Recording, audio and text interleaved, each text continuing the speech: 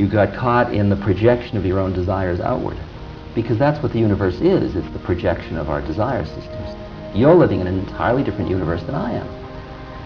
And our universes are determined by what our karma is, by what our attachments or clingings are. If you and I go through a small town and you're hungry, you'll notice pizza parlors and donut shops and restaurants.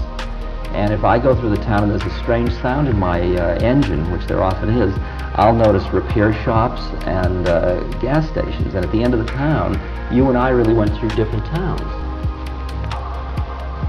So from my point of view, the world, of being in the world but not of the world is a series of experiences that are given to me in order to awaken out of the illusion of my own separateness.